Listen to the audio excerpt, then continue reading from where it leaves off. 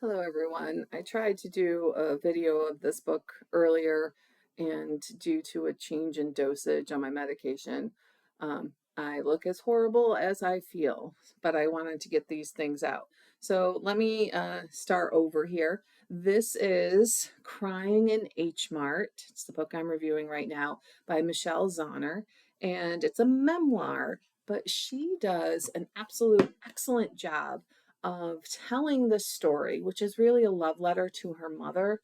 And I did not find it to be nonfiction. Sometimes I kind of forgot I was reading nonfiction because she does such an awesome job. I listened to the audio version of this book, which I highly recommend because there's a lot of Korean. She is half Korean. Her mom is from Korea. And I think you miss out if you're reading it. Um, on the pronunciation with the tones and the emphasis on the certain syllables. So I recommend listening to it. It was only a couple of hours. And she does such a great job, even though she tells it in chronological order, of throwing in a flashback. Her mom passes away, and she tells us that. The book is called Crying in H Mart, which is an Asian food grocery store. And it just kind of talks about the complications of their relationship and how she really misses her. And she turns it into a metaphor with all these tastes that go into Korean food that you don't think work, but they do because they balance each other. And it really just reflects the time of, her mom wanting the best for her based on the culture she was raised, but again, her, Michelle, the author, trying to fit in as the only Asian American in her town, and in her school. So, of course, there's that conflict of being a first generation American. Her father tries, but is dealing with his own issues that he just can't stick the landing, and their relationship ends strained. But I hope that changes. And she is a prolific songwriter.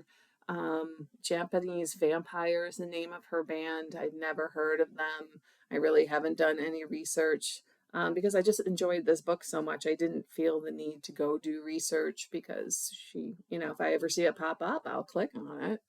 Um, so the food really takes precedent in this book.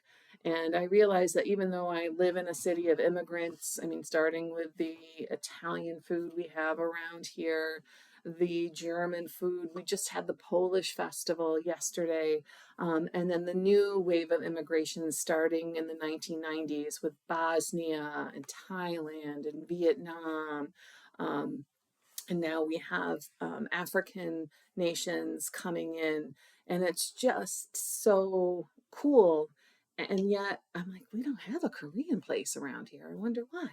So I just found her descriptions of the food enticing. I want to go to a Korean restaurant.